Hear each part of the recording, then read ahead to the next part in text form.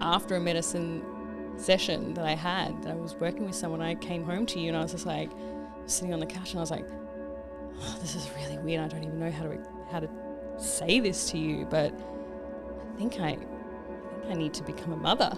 And I was so ashamed and embarrassed to even say those words to you, because our whole relationship, well, not our whole relationship, but a lot of our relationship was on that we weren't going to have children.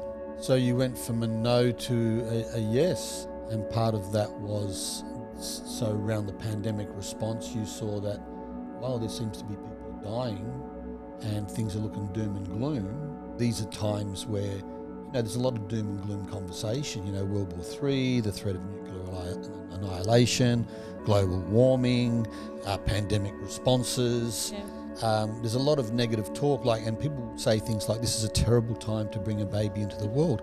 And we even had conversations about that. And then we kind of came to the same conclusion that I call it like an act of rebellion. No, this is the exact time to bring a child into the world. In today's podcast episode, my guest of honour is my beloved, my life partner, and soon to be the mother of my child. And so we thought we would do this episode to share a little bit of our experience, because our story is a little bit unique in that I'm 62 and never been a father before, and Bec's 37, so between us we're 100 years of age. And we're about to embark on this amazing journey of parenthood. It's quite new to us. Baby's due in about 3 months' time. And so we just wanted to share a little bit of our private life. It felt a bit vulnerable to do that, but as it turned out, the conversation just flowed. And so if you're interested in conversations around parenthood and relationship, you're welcome to tune in and hear our private story. Thanks for tuning in. So my guest for today's podcast episode is my life partner and my beloved. So welcome, Rebecca Isaia. Thanks for having me. Oh, thanks for being here. So we had this idea to get together and do a podcast, have a conversation about and share our story, because our situation is a little bit unique in that we're becoming parents when we thought we weren't going to be, and for me quite late in life, and you're past your mid-30s, so you're a mature age mother, and we thought we would share a little bit of our story and our journey together. Yeah, just because we thought it's a little bit unique and we wanted to share that, yeah? Mm-hmm. Mm. So I don't know where this conversation's going to go, and we don't have a script. No. So we're just going to wing it. Yeah. So where do we begin? Well, first of all, I just want the listening audience to know that I'm 62, and when our child arrives, I might even be 63. And that's leaving it quite late in life to become a parent. And that's certainly one unique feature of that. So how old are you, my love? I'll be 37 when baby comes. Right, so 37 and 63, between us will be 100. Yes, we will be. Okay, so this baby's coming into quite a mature situation. Hopefully we're mature. And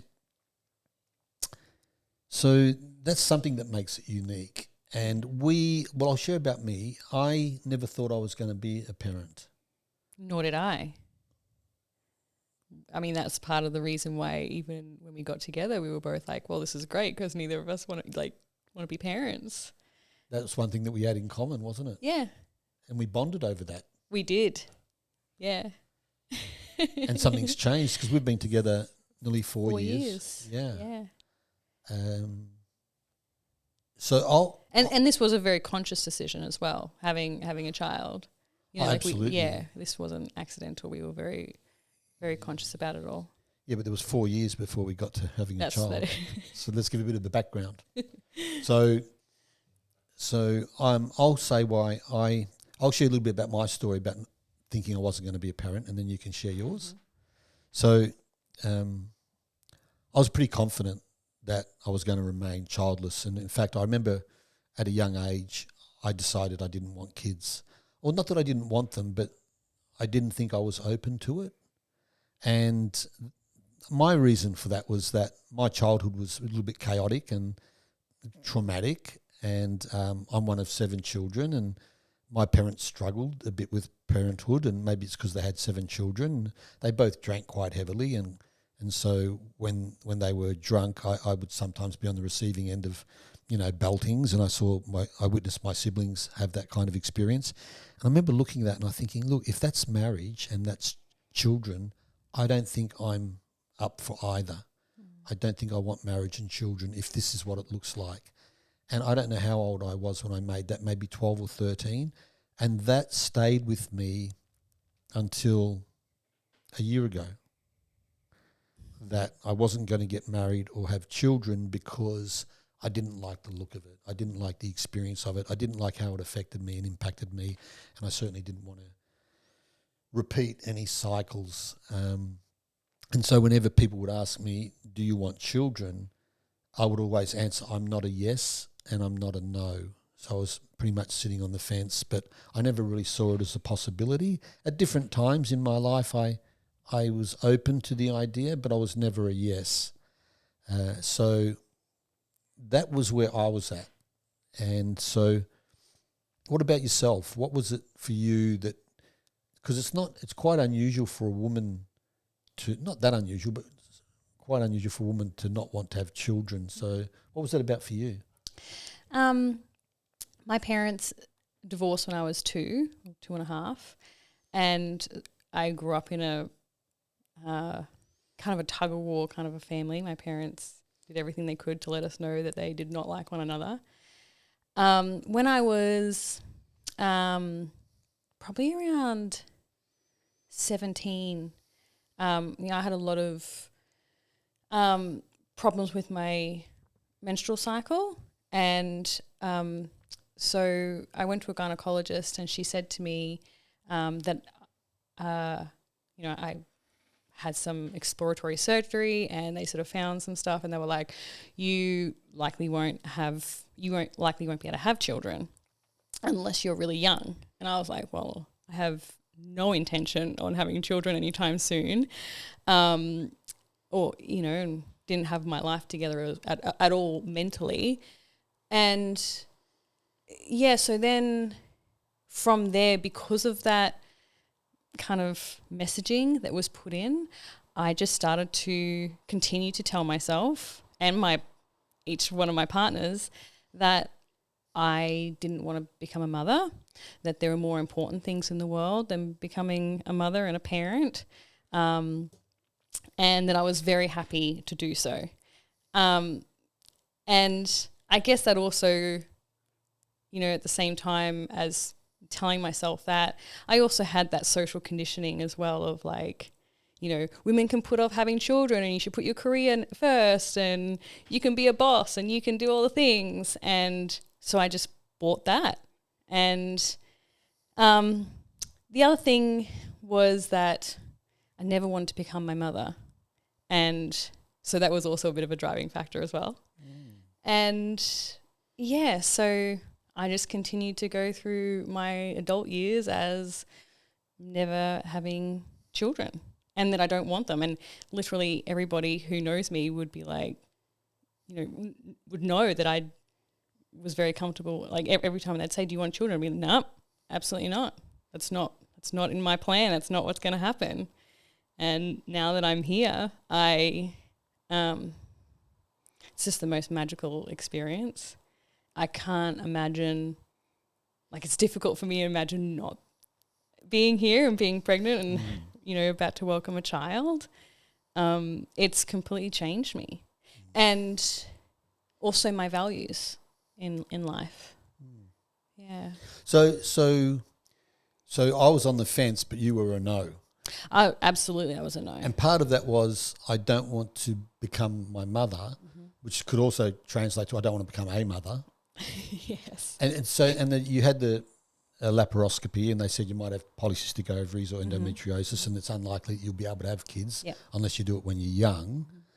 But before you got that news from the doctor who had the crystal ball, I love these. She wore the white coat, so therefore she must be. Therefore she could predict your future.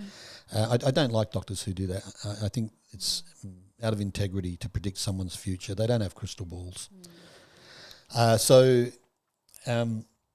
But you were, before you had that laparoscopy and they said the chance of you having children are low, were you already a no to children?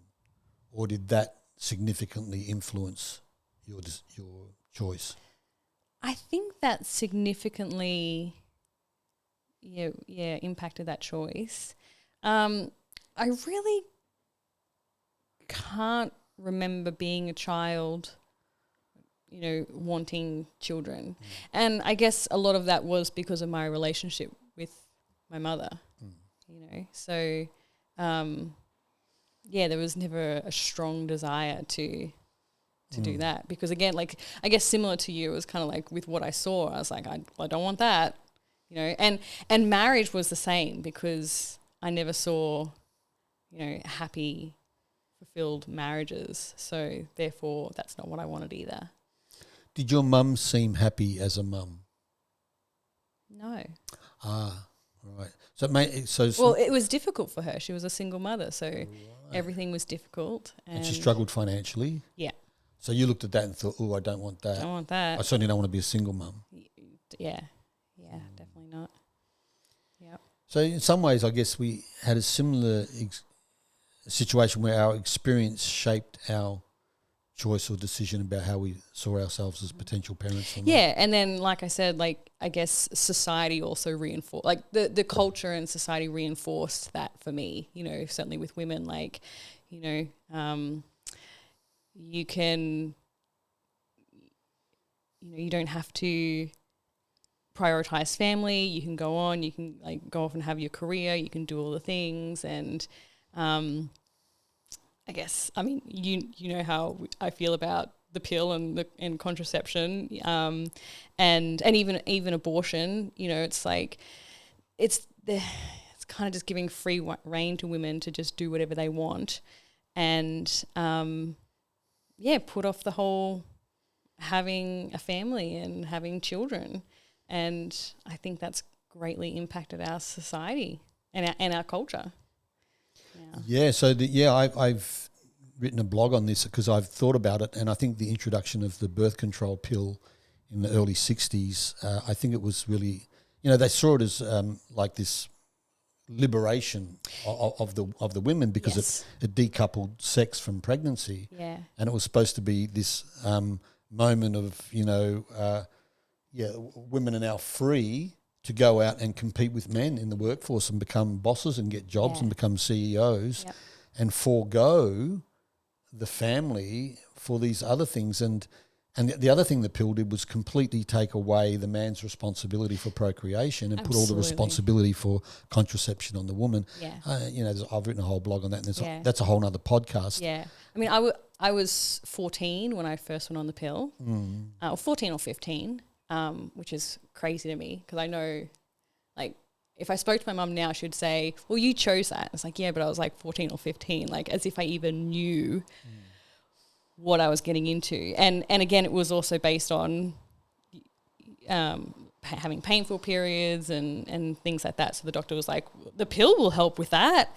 And, for me, I see the pill and contraception as being a gateway drug. It's the only gateway drug, and it's a gateway to an antidepressant, which for me it was. By 16, I was on an antidepressant, and also making terrible decisions about boyfriends and things like that, because hey, I was on the pill. I mean, when I was a little bit, like when I was 16, 17, but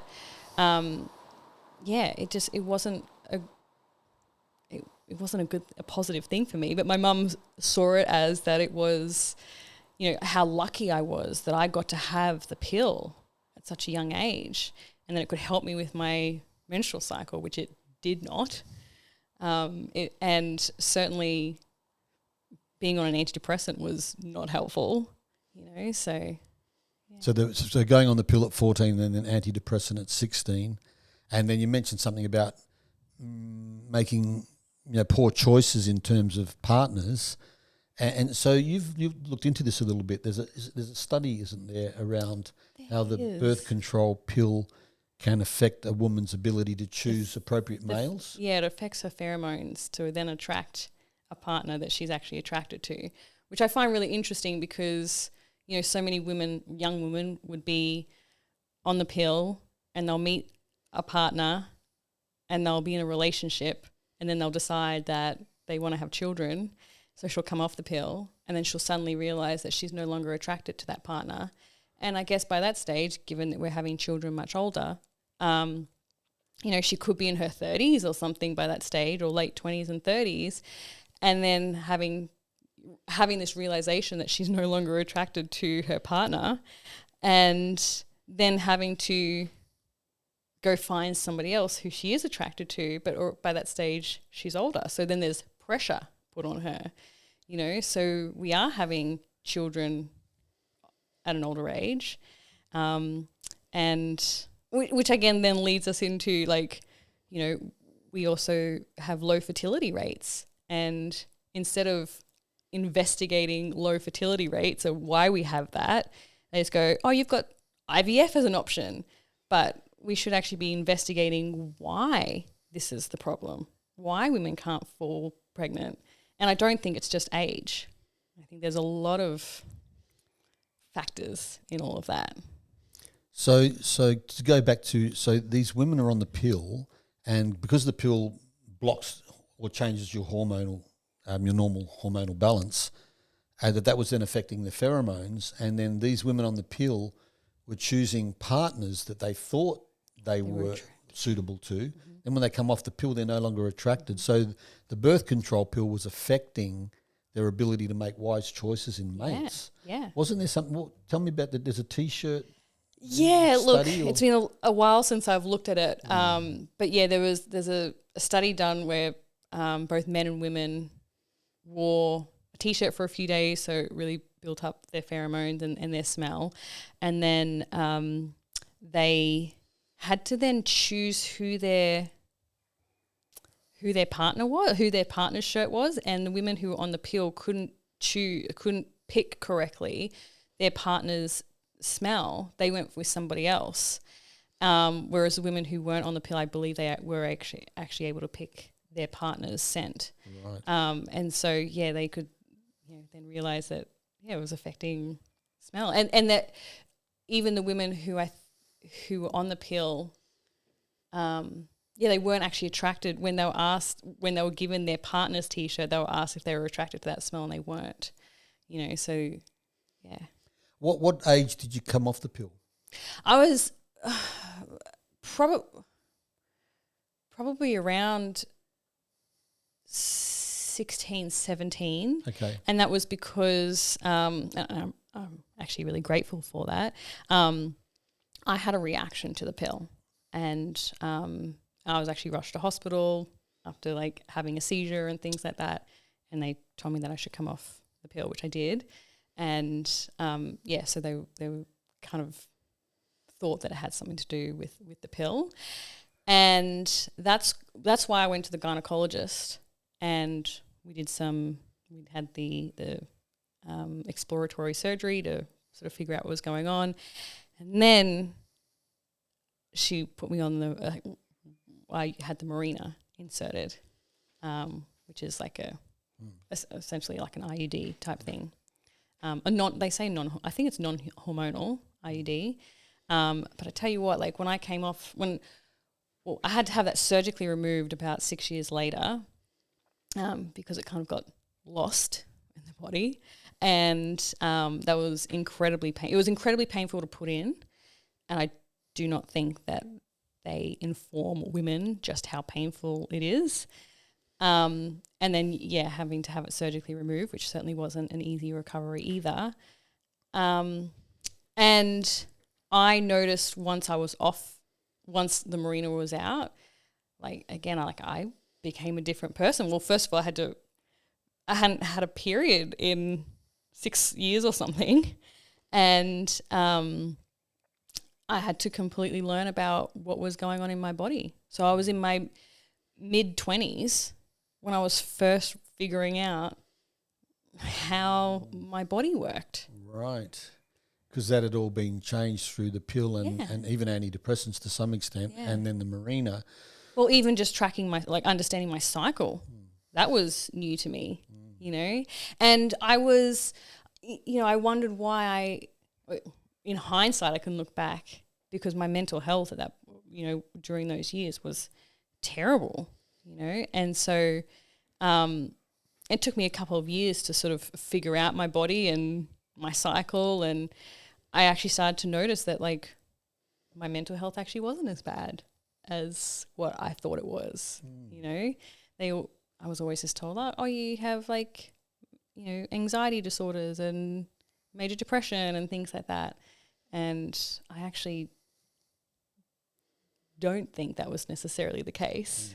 I think it was my body was not functioning the way that it should. That nature designed it to. Yeah. So they were putting it down. So you were misdiagnosed, in your opinion. Yeah. And that don't get me wrong, had stressful things in my life. Sure. Certainly even at that time, I was full-time caregiver to my partner at the time, who had severe PTSD and having been in the military. Obviously, my own all my childhood stuff that I had not looked at, So there was that, but I shouldn't have been depressed or as anxious as what I was. Yeah. So when you had the Marina taken out, at that point, was that when you decided that you weren't going to do any contraception anymore? Yes. Right. Yeah, it was actually even after that I wanted to take out everything that was not, it completely changed my thinking around everything. And so it was everything that's not natural in my body, which I think, I was thinking about this the other day, I think it was really just the fillings in my mouth. I spent thousands of dollars a few months later having them all taken out because I didn't want anything synthetic or fake or man-made in my body. And because I just decided I fully rejected all of that. So it actually shaped your whole kind of perception of, kind of the medical system's intervention in otherwise healthy, normal. I mean, it was one of the things. Again, also watching my former partner go through the medical system, that was also something else. But which, all of this was kind of happening at the same time. So you thought you'd revert back to nature's way of doing things rather than, man-made interventions, particularly around contraception. Yeah. So then, if you're not using a Marina, what did you revert to? Condoms, or tracking your cycle, or how did you prevent pregnancy? Yeah, condoms and tracking my cycle. Yeah. And again, it also took me years to actually understand how to track my cycle. Because I was learning it on my own and figuring it out, and but that was one of the big ones was really tracking my cycle. And this is your first pregnancy, is it? It is my first pregnancy. All right. So you managed to avoid pregnancy. I did. Well done. I really want to acknowledge that. I guess, there's probably many, I imagine, unwanted pregnancies out there. And, I think as a 19 or 20-year-old, I got someone pregnant twice, the same partner twice, and I regret my irresponsibility at that time, and that ended in terminations, and I was just naive and ignorant and immature and didn't know any better, and I have regrets and sadness around that. But since then, I managed to avoid any unwanted pregnancies by being responsible in making sure I didn't get someone pregnant without choosing that. And as I didn't want children, I had to take a lot of care not to get my partners pregnant. And so I used natural methods as well, although I think some of my partners may have been on the pill. That was their choice, I guess. But even still, I didn't take any chances. Because until 9 months ago, I was pretty sure I didn't want children. Yeah, pretty much. Yeah. So we've been together 4 years, and when we met, we were pretty sure we weren't going to have children.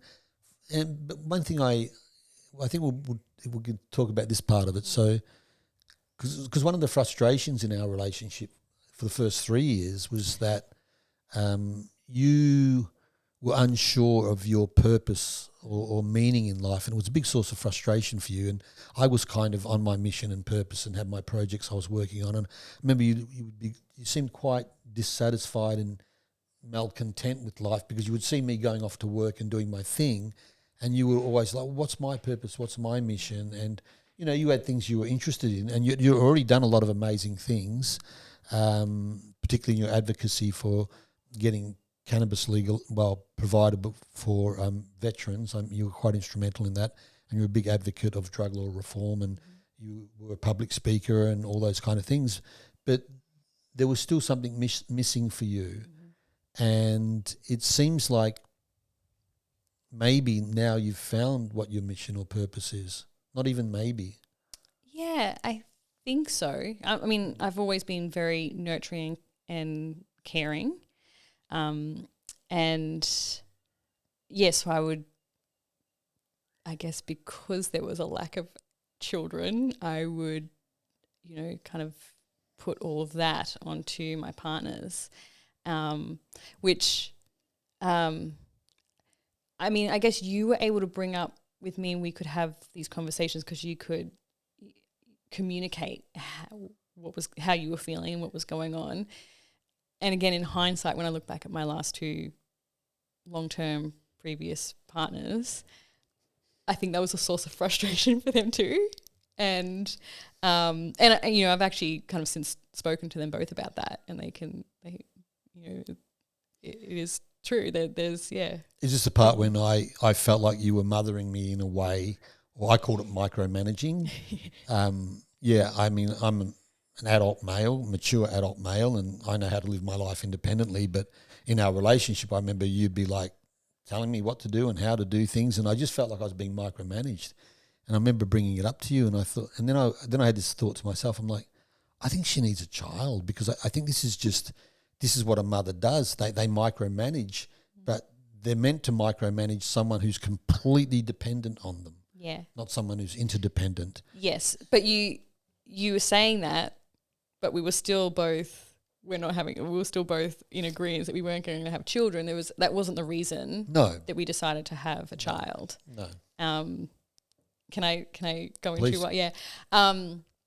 So for me, in 2022, my former partner, my second partner, we were together when I lived in America, and he died suddenly and unexpectedly, and that was a huge shock for me, and I was in such deep grief, right?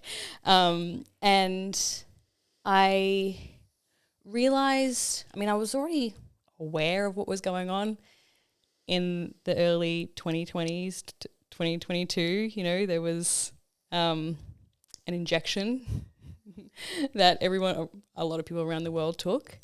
And I am adamant that that's the reason why he died. He was a healthy 36-year-old man who dropped dead on the couch. So I realized that there was a genocide going on, and I was very angry that I lost someone who I loved and still had a very close relationship to. We were still very, very close friends. I'm close to, and I love both of my former partners still. And so that was a really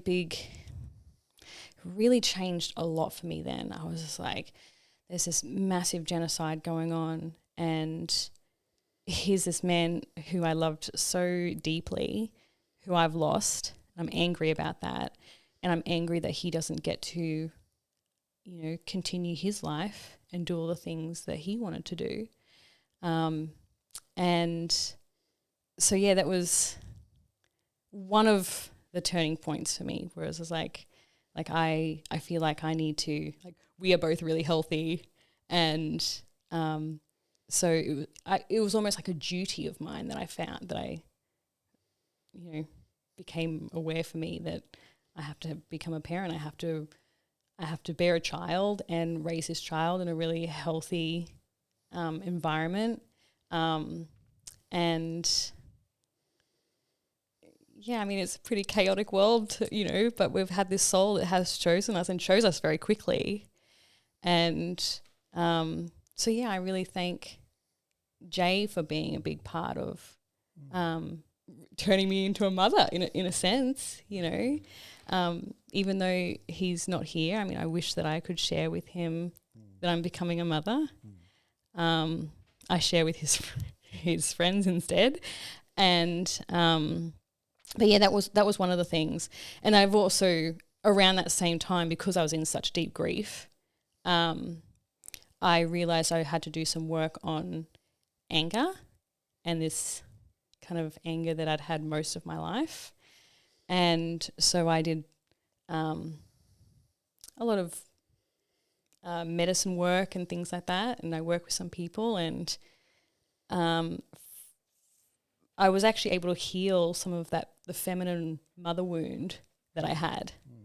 And so, yeah, the two kind of coincided, this healing work that I was doing, and also this realization that, we're losing so many people in the world. And so, yeah, that's one of the big reasons why I changed my mind. And I remember after a medicine session that I was working with someone, I came home to you, and I was just like, I was sitting on the couch, and I was like, oh, this is really weird. I don't even know how to say this to you, but I think I need to become a mother. And I was so ashamed and embarrassed to even say those words to you, because our whole relationship, well, not our whole relationship, but a lot of our relationship was on that we weren't going to have children, So you went from a no to a yes, and part of that was Jay's passing, and part of that was, so around the pandemic response, you saw that, wow, there seems to be people are dying and things are looking doom and gloom. And, just in general, I mean, these are times where, there's a lot of doom and gloom conversation, World War III, the threat of nuclear annihilation, global warming, pandemic responses. Yeah. There's a lot of negative talk, and people say things like, this is a terrible time to bring a baby into the world. And we even had conversations about that. And then we kind of came to the same conclusion that I call it like an act of rebellion. Yeah. Like, no, this is the Absolutely. exact time to bring a child into the world. And I think this is true in history too, like in times of famine and disease and war, more babies are born because, life wants to go on. And when there's a threat to, or potential threat to, the livelihood of humanity, maybe there's an instinctual thing that arises in us where we see that, no, this is the very time to have, and then there's the whole conversation around the world's overpopulated and there's too many of us. And we know... Isn't that a silly conversation? Oh, yeah, well, because it's been shown that, in fact, the opposite's true, and that population collapse is more likely to happen. And so we decided... And it's a greater threat. It's a much greater threat. And so you became a yes, and then when you became a yes... Well, I became open. Yeah. It was like, I was completely I think I need to become confused. a mum. Yeah, I was very confused about it. Yeah. And so when I brought it up with you, to your credit, you were like, okay, let's talk about this some more.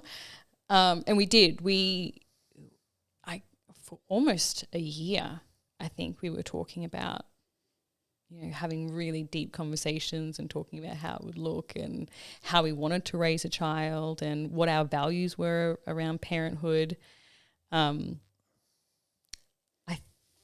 don't think we left many stones unturned in those conversations. We had hours and hours and hours of conversations. We would talk about our fears and our insecurities and all sorts of things and our hopes and our dreams and all sorts of stuff. I remember, and I was really pleased that we approached it that way, and I didn't want to jump into it at all. I wanted to have long, drawn-out conversations to see how you felt about it and to see if that aligned with how I felt about it. And because being aligned was important for me. And as it turns out, through those conversations, we discovered we're very aligned on pretty much all of it. Yeah, for two people who never wanted to have children, we certainly had pretty strong ideas around We'd given it a lot of thought. How we were going to raise this child, that we both shared, and everything aligned. There was nothing that I had to convince you on or anything, or that you had to convince me on. We were both the same. I think that made the choice to go ahead with it easier, the fact that we were really aligned. Yeah. But even then, even in those conversations, they would kind of finish with, like, still open-ended in a sense. We didn't actually make decisions. It was actually only like, I know there became a point where we both, like, where you actually had a conversation one night where you had this realization that you were like, I'm ready to become a father. Or that you were choosing to become a father. Was that? What it was I was aware that whenever people asked me about becoming a father, I had a standard response for 60 years. It was always, I'm not a yes, I'm not a no. Well, not 60 years, because I wouldn't have said that at 2. But I would always say, I'm not a yes, I'm not a no. So it's very much on the fence.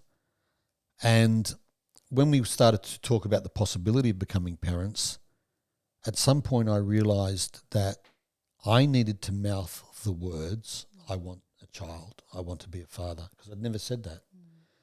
And I realised that there was some block or barrier to me saying that, maybe only because habit, I'd never said it before.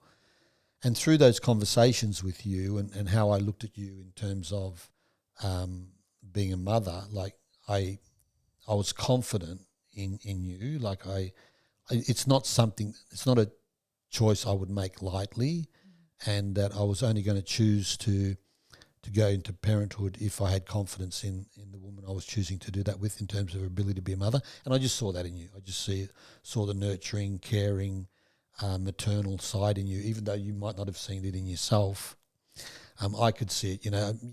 You love dogs, like your dogs have been like your children, and the way you talk about dogs, I'm like, people don't even talk about their kids that way.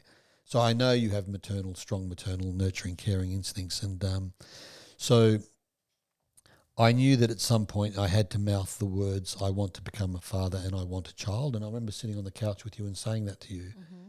And I think it was your next ovulation where you got pregnant.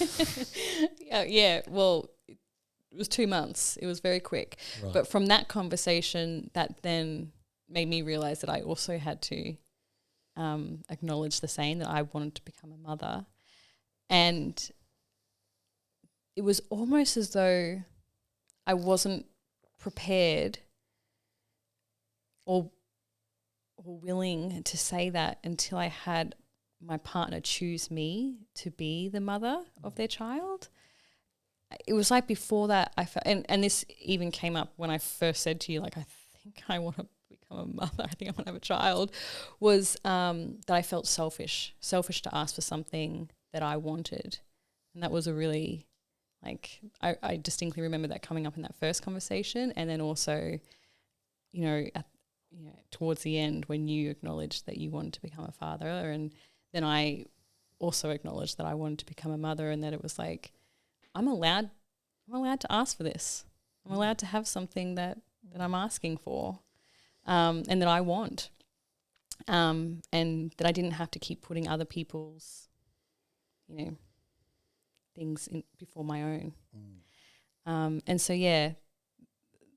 And then, it was 2 months later I was pregnant.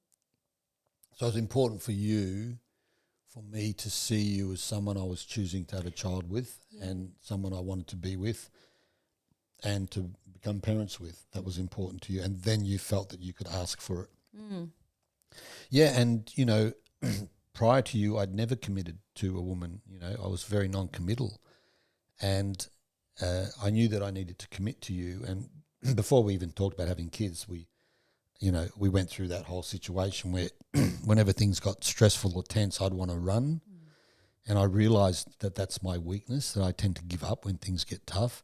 And I had a breakthrough in that, and I realised that, just because things are tough doesn't mean I have to run away. And if I'm going to run away, then I'm never going to have, some sort of long-term happiness in terms of relationship. So at some point I did choose you. And I chose you to be my life partner, and I committed, and I'm committed to you for life, and that's how I feel about it. And I choose you over all other women, and I'd never done that before, and that probably was a very important part of it. Now, I just want to share a bit of a backstory on that, because why I was able to get there. So I had this awareness or this epiphany. I was listening to a guy, Simon Sinek. He talks about leadership, and I was listening to this conversation once, and he said, you can have anything you want in life as long as you don't get in the way of someone else having what they want. And I thought about that, and I thought about that in regards to several things, and then I thought about that in regard to relationship. And at some point I decided that I wanted you. And then I thought, well, what if she wants to have a child? And then I said, well, if you I get to have what I want, but I can't get in the way of you having what you want. So I knew then that in order for me to commit to you and to want you, that if you wanted a child, that was the next thing for me to allow. Rather than I want you, but if you want a child, no, I'm not going there. That would be selfish and all about me. I get what I want, but you don't get what you want.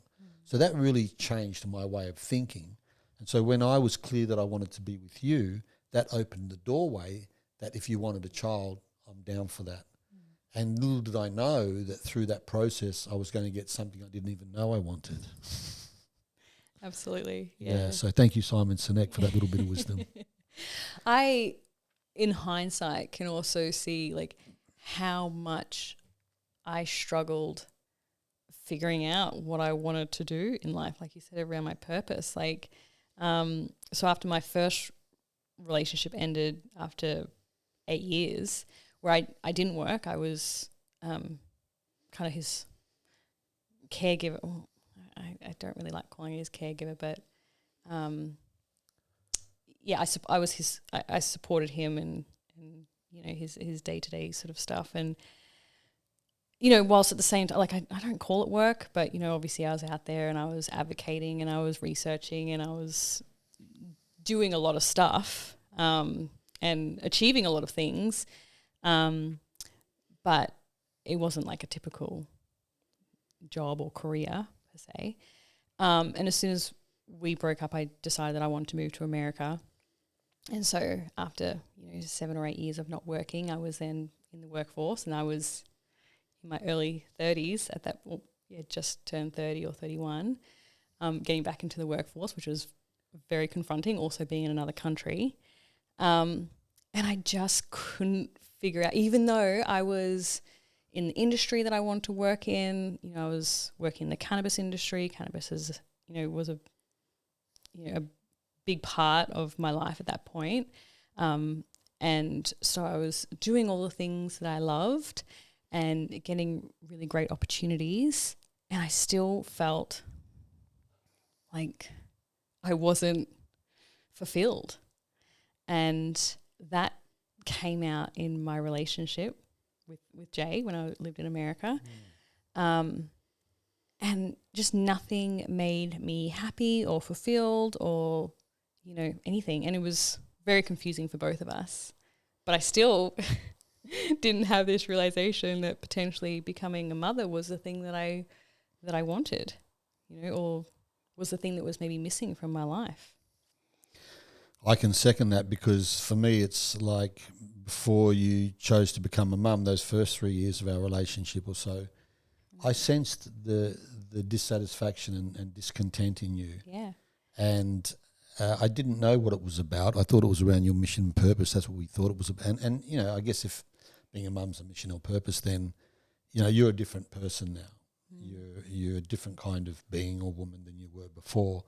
And somehow becoming pregnant maybe has given you a purpose or a mission, or maybe you don't even have to think in terms of mission or purpose anymore, because there's a human growing in you. And now your attention is on that, and your connection is with that. And that whole question that you had, that like agonizing question of what should I be doing? Where should I be putting my energy? I don't know what to do. Why aren't things working out? Yeah, there was a lot of discontent, and that's just vanished. Yeah, absolutely. And even when I came back to Australia from America, I was still doing things that I loved. And I mean, I always put it down to the things that I was most interested in were things that weren't really socially accepted, or, we were still pushing legislation for or whatever, and still building an industry around. And so I used to just think I was just frustrated at how slow it was and how little recognition I was getting and things like that. But now I definitely realise that's not the case. Okay. So that was misguided. You thought, all my angst is around, I want drug law reform, I want cannabis, I want MDMA and psilocybin to be available to help people with their mental health conditions, because you're a fierce advocate for mental health and drug law reform, and all the frustration around how slow those wheels were turning and all that. You thought that was the deep source of your angst. Yeah. And now you know otherwise? I think so, yeah. Because that angst is gone. Yeah, it has. I mean, you're still passionate about the subject absolutely, matter, yeah. and you're going to be talking at the Nimbin Mardi Gras. I still speak publicly about it. You're still an advocate for it, but it's toned down, hasn't it? Yeah. So there's more contentment where you are. And that contentment's come through becoming pregnant. Yeah. And the realisation that motherhood is something that now you're a big yes. Yeah, and it's also, weirdly, this realisation that I actually can have both, which is not what I think women or society sort of tells women. It's like, oh, you can go and get your career and you can go to university and do your whole career first and then you can have a family, because you can't really do both. But I'm still doing both. I'm still out there working with professors and researchers in these areas. I'm still public speaking. I'm still doing all the things. And I'm also, I get to be a mother as well. It's also weird at the same time because, as you say, I'm going to be speaking, doing some public speaking work and talking to interviewing doctors and professors and researchers. And I'm going to be 6.5 months pregnant, and I'm going to be talking about these things that are, there's lots of stigma around. And so there's this fear, I suppose, that here I am out there talking about these things when I'm pregnant.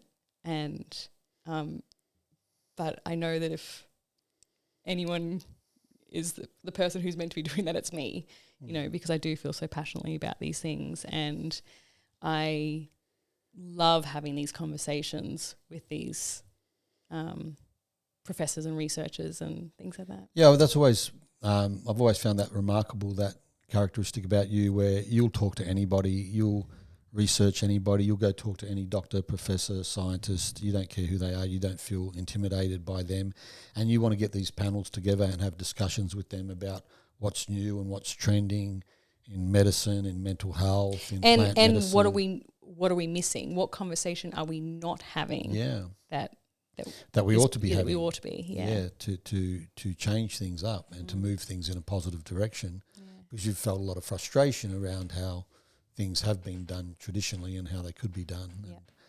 And so you're a fierce advocate in those ways, for sure.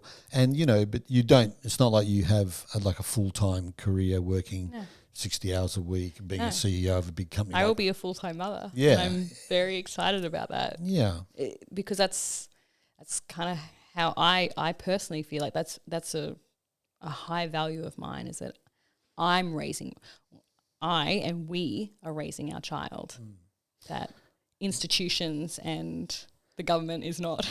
Our child won't be raised by daycare or social media or a nanny or something else. That's the choice we're making, because that's what we value. Yeah. Other people, I'm not saying people shouldn't put their children in childcare. That's not what I'm saying at all. I'm just saying that how we're choosing to do things is what aligns with us, and that, we may even end up homeschooling. We've talked about that. And that's becoming much more clear to me, particularly when I see these things. What did my friend tell me, that in Queensland recently in her primary school there was a drag queen, a trans person in the classroom telling those primary school kids that there were 120 different genders. If that's the kind of education they're getting in the public school system, we'll be and doing homeschooling for our child. And I'm glad that we are aligned on that. And, you know, the challenge for me is to make sure I can provide for you and myself and baby. And so, which is in a way, I don't mind that challenge because I've always just coasted through life. I don't know what I'm capable of. If I might have a fourth or fifth gear in me. And so, you know, before you were earning an income, now, you know, we'll be a single income family, so I've got to step up. But I'm fine with that. Like at one point there was a bit of resistance in me towards that. Well, I also don't think that either one of us thought that I would be kind of toning down my work as quickly as what I did. But I had a very difficult first trimester. That meant that I was I barely left bed for 3.5 months, you know, so that was something that we weren't expecting. I guess we kind of both thought that I'd still be working. Oh, you were going to write a whole book? I was going to write during a whole your pregnancy. Book. Yeah. And I mean, I can now because I can actually, you know, sort of get out, and I have been, but yeah, certainly that first 3.5 months, I mean, you just needed to rest and try and get as much nutrition into you as you could, and that's about all you could do. And I had to pick up a lot of slack, and it was pretty stressful. Like, you know, I worked 5.5, 6 days a week in my business, and then I'd have to come home and do all the housework. You were cooking and the breakfast and dinner. And we live on and acreage, so I was doing all the outside work and all the inside work, and you know, it was stressful. But you know, I was up for it because I could see that, you know, your energy was needed to, you know, build a baby, and so I was willing to do it. Although, you know, it did cause me some frustration and angst at times. So I'd like to go back a step because it's not just that you had to be the kind of woman that I saw would be a great mother for me to choose this. I had to have faith and trust in our relationship. And so I just want to speak to that for a little minute because, you know, I've had several relationships. This has been the longest. Prior to that, 3 years was my longest. So I've broken my record, and you know, you'll be my last partner, and so this will be the longest relationship of my life. But it's also, it works better than some of my other relationships, and you know, and so there's something about us as a couple that really works, and we've had our challenges in the beginning, and me being very non-committal was one of those. But one of the reasons that I was able to choose you was the way we go about relationship. You've taught me a lot about relationship. I've learnt way more from you than anywhere else or anyone else. And even before I met you, I was already a relationship counsellor. Hilarious. And relationship is hilarious. You got to wonder about those clients, whether they were getting any value, right? But you have taught me a lot about relationship, and to any men out there that are struggling in their relationship, I can say if you've got a good woman there, just defer to her and listen to her and take her advice on relationship. And I thought I knew everything, and so you've taught me, you know, just to shut up and listen sometimes. And I totally value your offerings, and you've guided me in how to show up as a partner, and to the point where I was willing and able to commit. And a lot of that is, I think, two things. Well, several things, but certainly our communication is quite exquisite. Some of that could be astrological compatibility. But there's a willingness for each of us to take responsibility for where we're showing up as the bigger jerk at the time. And we've had, you know, we've certainly had our share of disagreements and heated conversations and even arguments. And well, that was actually something that you taught me to do. You know, like getting rid of our strategies and things like that. That was never something that I was familiar with. But that certainly enhanced our communication because then it helped me. I mean, prior to that, there was no way I was ever going to acknowledge that I was the one responsible. I was being the bigger jerk, right? You know, so that definitely was something that I contributed. Yeah. Okay, so I did contribute something. Yeah. Okay, awesome. So we coached each other. Yeah. In how to be there for each other in relationship, particularly in regard to communication. You were quite feisty in the beginning, and Yes, you would very sometimes righteous as well. right. That's right. Yeah. And you would sometimes what's that? And defensive. And defensive, and you would sometimes attack my character, Mm-hmm. and I'd be like, "What? What's this coming from?" Well, and I'm expressive. you are, and so we managed to do a lot of work around learning how to communicate with each other, and we got good at fighting. Yeah. To the point where I used to run in my relationships if there were fights, because I learned that from my parents, that fights equals break up. Mm-hmm. And so, well, if there's fights, I'm just going to run, because what's the point? Yep. The relationship's only going to end anyway. And I learned that through you, that fights doesn't equal break up, that fights is just we have a disagreement and we need to talk it through, and I don't need to run away. Yep. So I managed to stick around, and through that process we've learnt to resolve our conflicts faster and faster and faster. And without me running away, you learned to feel safe with me, which allowed you to soften into your feminine. Yeah. And then when you did that, all the heat went away, then I softened, and then we just reconnected and repaired quite quickly. Mm. So that's been a big part. Once I trusted that I wasn't going to run away and that we could communicate and that we could overcome our conflicts, I knew that I could commit to you. Mm. And so I needed to trust the relationship to be able to make this choice to have a child together, because the last thing I wanted is for, and likewise you didn't want to be a single mum, and I didn't want to be in a relationship that fell over when there was a child in it. So I knew I had to have faith in the relationship. Yeah. And I do. And so I guess I can acknowledge the work that we've done together for that. We've always had, a wonderful relationship, I found. But I've also found that since me being pregnant, I feel like the relationship has just gotten even stronger. We've become even closer.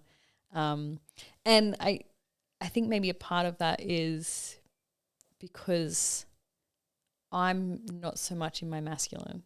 I mean, when we met, we were like two blokes at the pub.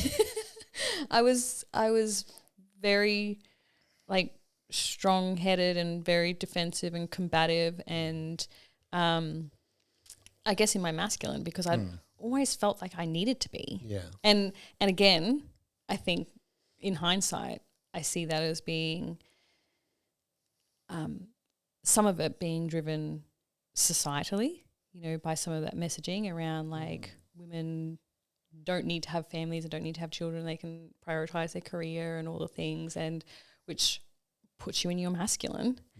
And certainly this relationship has softened me greatly and I've allowed you to be the masculine so that I can then be the feminine.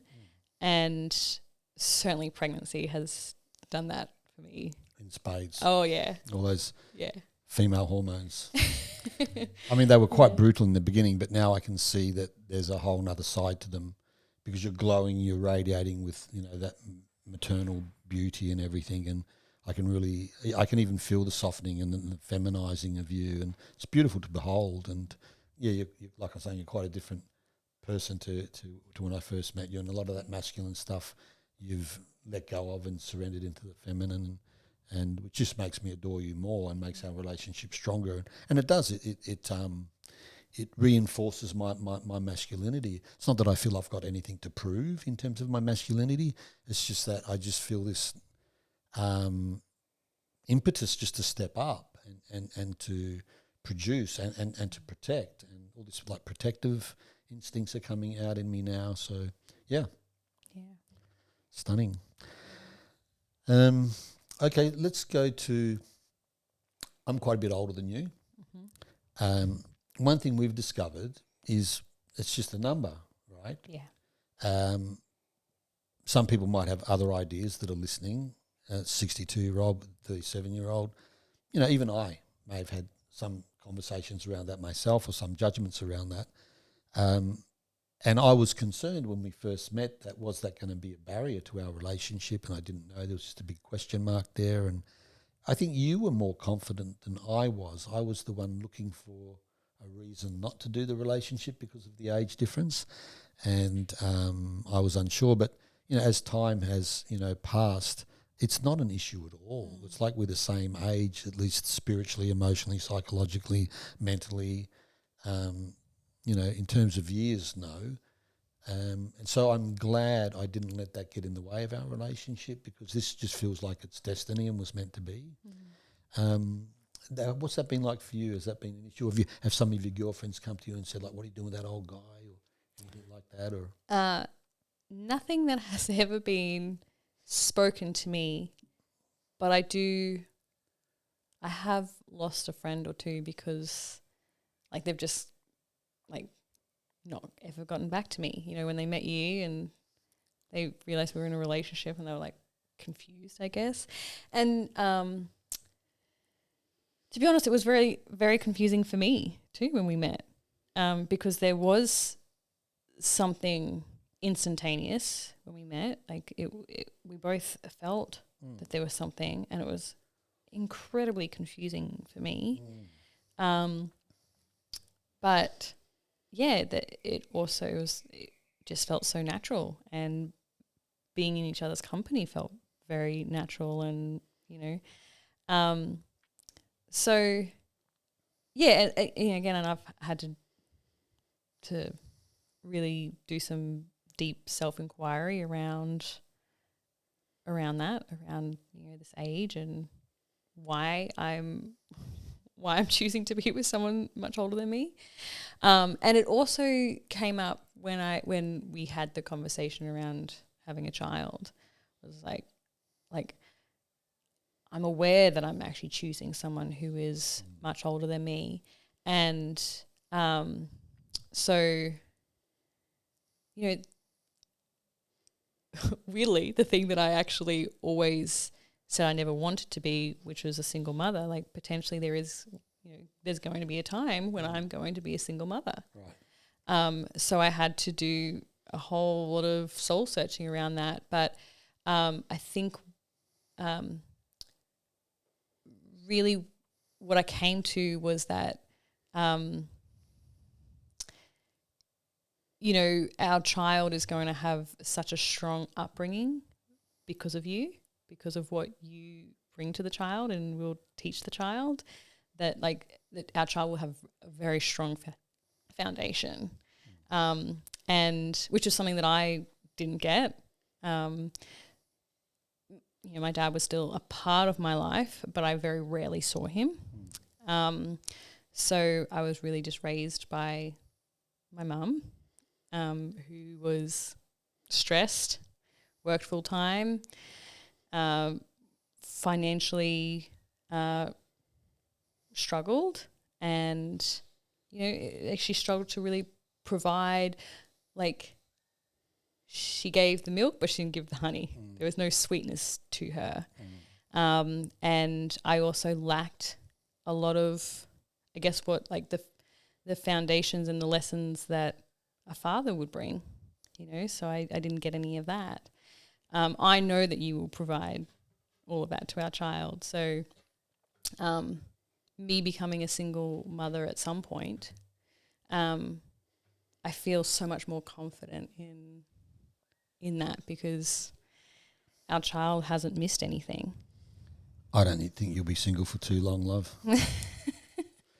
I think someone will snap you up pretty quickly. So you might only be a single mum for a very short time. And look, I don't know what it's like to be you and to be with someone who's quite a bit older, and I don't know if you're making a sacrifice or if that's what it is or whatever, but I'm just very grateful that you said yes to this relationship, so that I actually get to have this experience of commitment in relationship, that I actually get to grow into being a better version of myself. I get to become a father. Like, none of that was going to happen unless you did choose me. So if there's any sacrifice you're making in terms of years together, in terms of building quality, I mean, what we have is very quality. The quantity of it's undetermined. So yeah, I'm just grateful for the fact that you chose me, and it was a conscious choice. We did choose each other, and then the choice to have a child was very conscious as well. It's not like we stumbled into this. I mean, we were very clear that we were going to take this step. I think right down to even deciding when we conceived. Yeah. It was pretty much conscious. I mean, we know the day and the date, and And yeah, I like our approach. And should we I talk mean, there was even like a concern that like once we even had the conversation and said yes to becoming parents, given that I had, I was 36, I'd never been pregnant, never had an abortion or a miscarriage or anything, and still having that messaging or that old story from that doctor from many years ago telling me that, hey, you might not be able to have children, like that was still in my mind of like, I remember saying that, like, I still don't even know if I can, if I even can fall pregnant. And then 2 months later I was. And I mean, I probably knew straight away.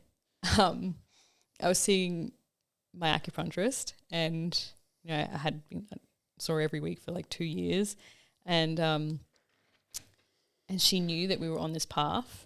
And I was like going to her, and I was like sending her text messages of my aura ring charts and things like that. And I was like, something really weird's going on here. I've never seen this before in my chart. And she's like, mm-hmm.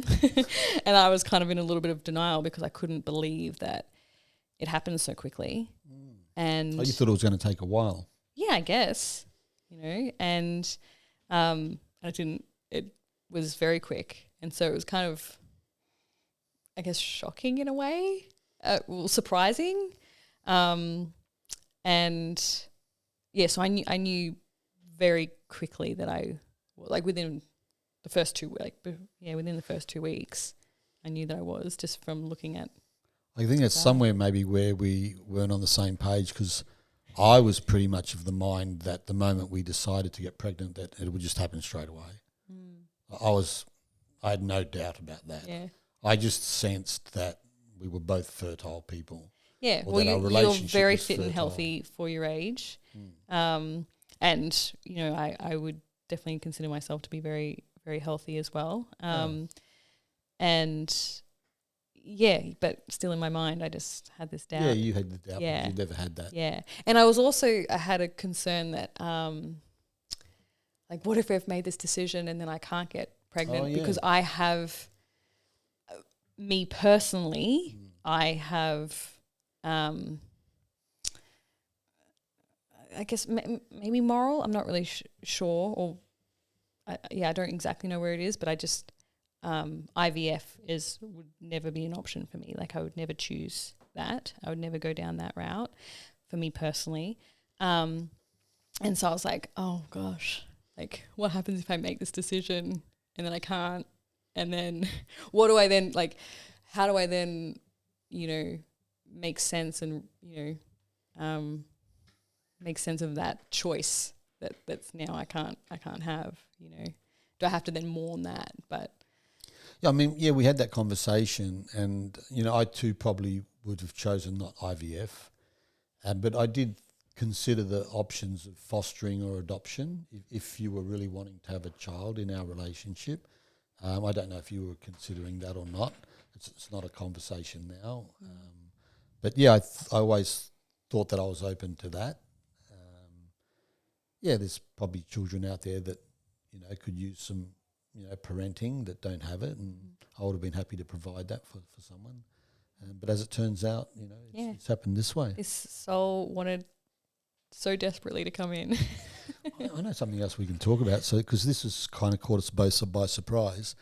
So, quite soon into the pregnancy, I'll start this off by saying that I was raised Catholic, and I went to church every Sunday, and for a while I went to church every day, and I was an altar boy, and at one point I thought of becoming a priest when I was 12, and grew up in a very strict Catholic family, but about 17 or 18 I kind of threw Catholicism away for several reasons, but I could never really relate to it. I couldn't feel or see God in the church, and I could sense God in nature or in music or in people, but not in the church. And so I kind of became secular. Well, I've always been spiritual. So I went into yoga and meditation and these kind of things, and went off to India and into ashrams, and went into psychedelic plant medicines to contact the spirit realms. And so I've always been spiritually inclined, but not so much with the concept of God.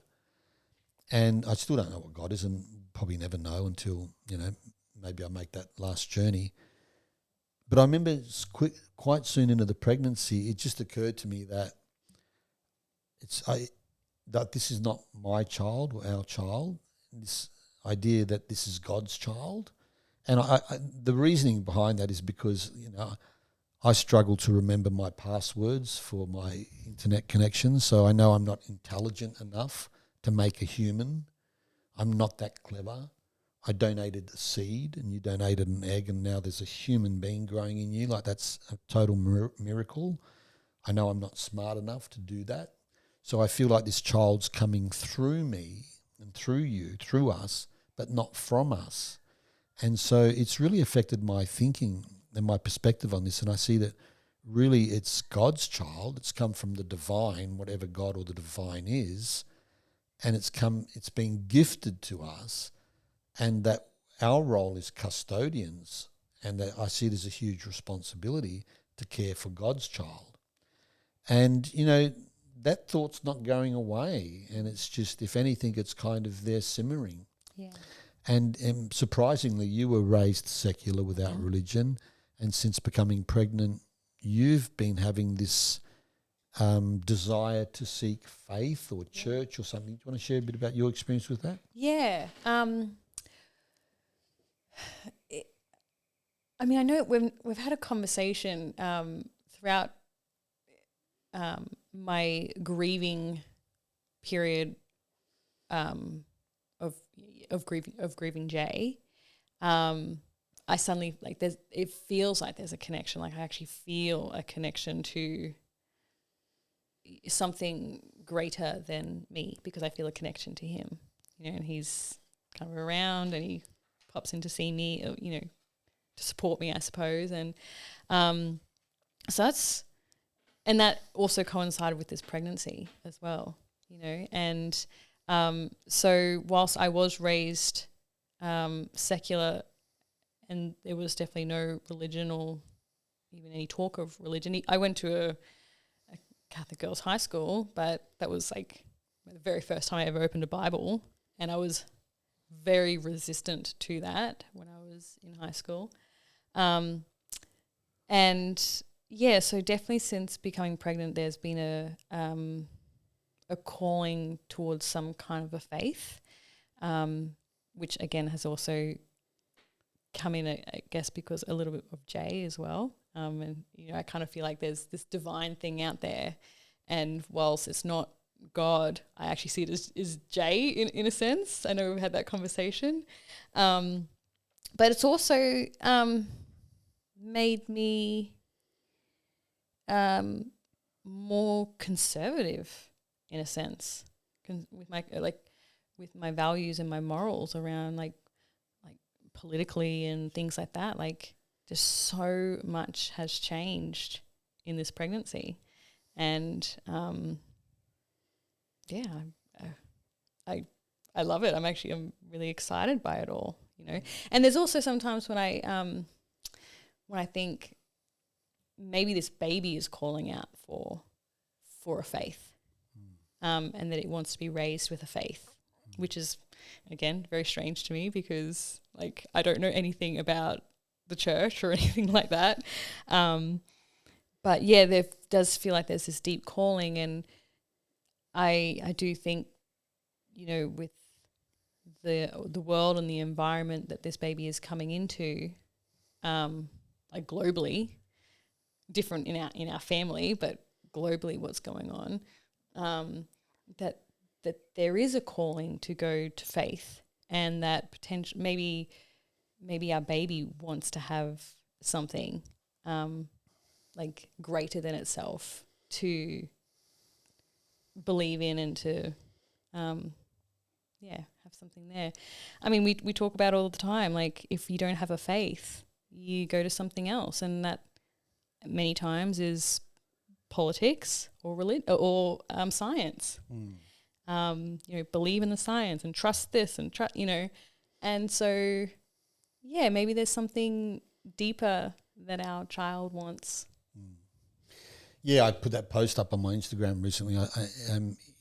In a godless world, then science and politics become the new religions, and Absolutely. then we're asked to put our faith in science and in politics, and these are just man-made institutions. Like, I'm supposed to put all my faith in man-made institutions that can be corrupted, and I think, you know, this is kind of something that is going on globally, particularly in the Western cultures.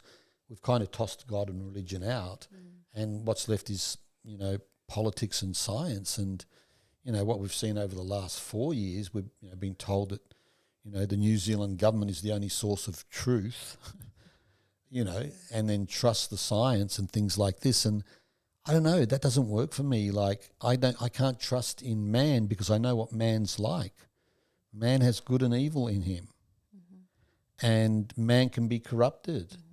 And I want to trust in something bigger than myself and something greater than myself. And so yeah, maybe this whole thing of becoming parents and our child, or this child coming to us from the divine, maybe this child is coming as a messenger to teach us to reunite or reconnect our faith in something bigger than man. Yeah. And to devote some of our life to being grateful to the divine or something bigger than us. And yeah, interestingly, I had another thought while we were talking about something that made that helped our relationship to become what it is. And my audience know that one of the things I'm really passionate about is shadow work, and one of the things I discovered by doing shadow work is that I've got all these blind spots in me, and there's parts of me that I just don't want to look at or own or see or take responsibility for. And because I was doing shadow work and really open to it in this relationship, you know, you started to point out my blind spots, and I was very resistant and dismissive to wanting to hear them or see them, but you didn't let up. And I was grateful that you didn't let up, and I wanted to be held to account on a deeper level without even knowing it. And in the beginning, I resisted all sorts of things. You told me I was selfish. I'm like, I'm not. Bullshit, I'm not selfish. You told me I'm attention-seeking. I'm like, rubbish. That's so not true. I'm not attention-seeking. You told me you can be controlling and manipulative. I'm like, me, that's nonsense. And then like, I'm like, okay, something's going on here. I need to take a deeper look at this. And so what I discovered, all that you were doing was pointing out my blind spots. And what's made our relationship rich is that through shadow work, I've learnt to sit back and just listen to those things and look at, can I be those ways? And I discovered pretty quickly, yeah, I can be all those things. I can be a right prick and a right jerk at times, and I have been in this relationship at different times. And so when I was able to own that and take responsibility for that, that provided a new level of authenticity in myself, first of all, and a new level of trust in myself. And so I learnt to trust myself and that it's okay to be authentic. And one of the startling things about you, which I was right there from the beginning, which I never really experienced in any other relationship, was that I always felt that you were okay with me as I am, that I didn't have to be anything other than what I was in order to be loved. And I never felt that before. I always thought that some parts of me were unlovable, and they were the bits that I would hide from because I thought they weren't okay. So a combination of you loving me as I am, warts and all, light and dark, persona, shadow, probably gave me the courage to look there and go, yeah, I am lovable with all those things. So I've embraced all those aspects of myself, and I think that's really worked for us. Yeah. I'll share one of those occasionally, like, to give an example. Go on then, throw me under the bus. Yeah, I will. No. When I found out that Jay had died, you had a day or so before that gone to Perth to see your family and to go to your best friend's 60th birthday. And I called you up, I think it was maybe like your first or second night there, and was just beside myself. Well, at that point, it was shock because I'd literally minutes before found out that... On Instagram. Yeah, on Instagram. And so, yeah, I called you up and I was just absolutely beside myself and in shock. And, you know, you were like, oh, go call your friend. you've got to, you need someone there tonight. And I did. And thankfully she came. It was like 10 o'clock at night. And you were away. You were planning to be away for like 6 or 7 days or something. So the first whole week of me, I don't even know if I was necessarily in grief at that point. I think I was just in so much shock. I was pretty much 24/7 in tears, just unable to, I could barely function. And it was friends coming around to pick me up off the floor, and to do things. And I mean, I'm really grateful that I actually have a very good understanding of grief and trauma. And so I kind of knew how to navigate that, but I certainly didn't think that I was going to do that on my own. And so on the day that you came back, like a week later, actually, and you'd also said to me on the first night, anytime you need me, you can call me anytime. And the number of times that I called you when you were in Perth, you didn't answer your phone, and I wouldn't hear from you for like 4 or 6 hours later. And I was like, what the hell is going on? Like, he told me that I could call him at any time when I'm struggling. And you prioritized your best friend's birthday and seeing your family. And so when you came back, like, I felt like disconnected from you, because there was this, like, and I was still in grief. And you came back and you hadn't actually been there through that time. So it was kind of, you were sort of stepping into, I guess I would imagine, a pretty strange, difficult environment, but yeah, it was like a few weeks late, like, because I really felt disconnected, and I felt like I kind of withdrew from you. Mm-hmm. And just continued on my own grieving process in my own way. And even though you were incredibly supportive, I was withdrawn from you. And so, yeah, it took a few weeks or something, but it was through lots of conversations and where I said, like, I felt like you were being really selfish, like you prioritized these other things over coming home and supporting your partner who had just experienced the deepest grief. Probably one of the most difficult times of your life. Absolutely. Was the most difficult time in your life, Yeah, he was someone who was incredibly important to and me. I didn't offer to get on a plane and come home. And that was the thing, was like, I'm like, you didn't even offer. You didn't even offer to come home. Like, and I said to you, like, I know if the tables were turned, I mean, I would have said to you, I'm coming home now. Yeah, you would have. I'm booking the first flight home. For sure. And when you first heard that, like, you were not happy about it. You were completely resistant to it. Yeah, total denial. And it took a couple of, like, at least a month or so. And then one night you just turned around and said, oh my gosh, I've just seen it. I've just seen how selfish I was. And I actually should have done that, And then that just, like, I fully melted. Like, there was no longer that resentment, the me feeling withdrawn. I think I then started to more accept even, like, your support in my grief. Yeah, that did change. I needed to see that side in me, and I needed to communicate to you that I could see that side in me, because I was in denial and resistance to it. And and then since then, I mean, you've pointed out half a dozen other bits of my shadow, which I've just been really grateful for, and go, yep, that's me. I can be that way. And I know one thing for sure is that our child is definitely going to be very aware of their shadow and well, not aware, but, like, I don't. It's going to grow up shadow informed. Yeah, I think I'm going to conduct a sociological experiment on our child. And see if I can raise a child that somewhat has a grasp on not just their persona but their shadow as it's been created in real time. Yeah. And so that they don't have as a difficult time as I had, and it's going to take them 60 years for them to work out that they can be all things. Yeah. Yeah. Yeah, absolutely. Thanks for bringing that up, love. Okay, it's getting hot under these lights. So this might be a good time to. Are you happy to wind up here? Or is there something else you want to bring there's. I guess there's one other thing. Yeah, let's hear it. You know,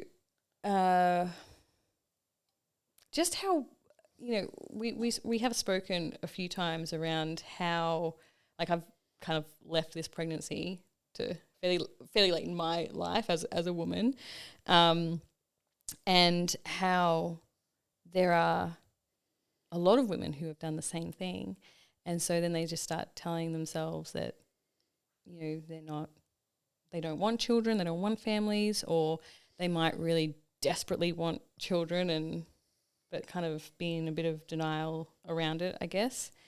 And again, just sort of say that it's not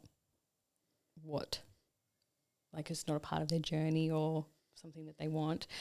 And like I said, like, I can totally relate to that. And I'm also aware that there's many women out there who do want to have children who can't. So I definitely don't mean for this to be, insensitive, I guess. Sure. But for those women who do say, oh, I don't want children, you know, it's not something I want. You know, I was like that. And as soon, like I've said already, like, it's just been the most incredible experience to go through this, to be pregnant, to witness this miracle, to watch my body change, you know, to have this excitement around what's to come and what my future is and what our future is. And it has just, like, it's just transformed me as a person. And I feel so, like, there's anger, there's sadness, there's frustration that women have been lied to. We've been lied to around what it is that we should prioritize, and how we can be liberated and things like that, because this is the most magical, incredible experience that, and I have said to you many times, like, I can't believe I didn't want this. I can't believe that I was in such denial around this. So to the extent that society and culture is pushing the narrative that women should give up motherhood in terms of a career, that's doing them a great disservice, and it gives you grief and anger to feel that some woman may have chosen not to, only at 45 or 50 to realise, oh, I was lied to. Yeah. And then are stuck with, you know, like, wow, maybe I made the wrong choice or decision. Yeah. So you think that narrative is an unhealthy narrative? It is. Yeah. It's terrible. It does women such a disservice. And I guess it's also not great for families either, you know. So, you know, because there's also the whole, you know, it's almost like we encourage, well, not encourage, but we certainly support single parent homes and single parent families instead of families staying together. I mean, that's one of the things that I actually love most about the work that you do, both in your coaching, but also in your shadow work, but more in your, like, relationship coaching and one-on-one, is that when people come to you, and quite a lot of people come to you, you know, sort of saying, like, oh, my marriage is about to break down, or we're talking about breaking up and we have children, and, you know, is this salvageable, or should we try and salvage it? And you're like, there's children involved. Yes, we do work it out, and you are able to do that work with people to help them, because your priority is actually keeping families together, as opposed to, I guess, what culture and our government more encourage is that families split. And certainly from my own personal experience, that was a great disservice to me, both to me as a child, but also to me as an adult. And so, yeah, I love the work that you do. I love that you do have quite a lot of people coming to you for that work, and that you're like, I'm not here for you two adults. I'm here working with you two on behalf of your children. And I think that's a really special thing. Yeah, thanks. I know that statistically, marriages in India, where the marriages are arranged, statistically they have less divorce and marriage breakdown than in Western cultures where we choose our partner. So that tells me it's not that you chose the wrong partner, it's just that you're not willing to stick out to your commitments and agreements. Mm-hmm. And so, yeah, people, if they're in a relationship and they've had kids, I mean, they obviously are compatible enough and like each other enough to have children.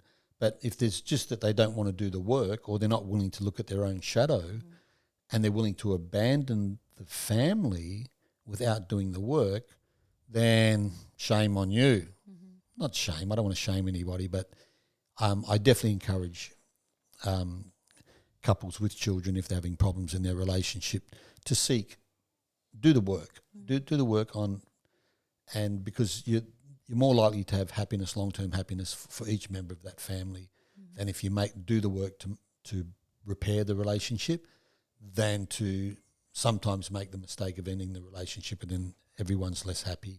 That's not to say there aren't rare occasions when the right thing to do is to uncouple, but then do that consciously. Yeah, okay. I guess... Thanks. Yeah, thanks. Thanks for letting me share that. Oh, of course. It's such a beautiful experience to be here. Yeah, I'm glad we had the idea to have this conversation, and I was feeling a little vulnerable about sharing publicly about our private thing, and you know, we'll see how we go, whether we publish it or not. We probably will. Yeah, we've got a lovely journey ahead of us, and we're going to be doing a home birth. Yes. At home, we've got our midwife who's lovely, organised. And we're going to have a warm pool for you to birth in, and we're going to have just some very close women friends of yours available, and we've got some standby backup stuff just to be responsible. We're kind of doing things minimalistically, I suppose. Yeah, we're not having any ultrasounds or things like that. Oh yeah, no scans. We don't know the sex of the baby. Yeah, we wait till the baby's here. We know what sex it is, and no scans, no tests. We're not doing any of that. No unnecessary medical interventions or inventions. Yeah, but even the way that we don't have a crib or like bassinets, and we don't have strollers. We do co-sleeping and elimination communication. Everything. Yeah, we're doing things. Yeah, we're doing minimally. Kind of the way nature intended. Yeah, we're not. Getting too. I've had some people, like my dad included, being like, had like this concern, like, oh, you're not getting any scans, and I was like, my grandmother, your mother, didn't have scans. Yeah. So what makes you think that I need to? So yeah, I mean, they're there if you want them, and some people choose them, and I have no problem with that. People ought to be free to choose whatever they want. We're just going about things the way that works for us. Yeah, I'm doing things how my grandmother would have done them. It's delightful being on this journey with you, honey, towards parenthood. I'm stoked. Yeah. And maybe after baby's born, we'll have another conversation. Yeah. Yeah. Okay. Good. Thank you, darling. Thanks, love. Okay.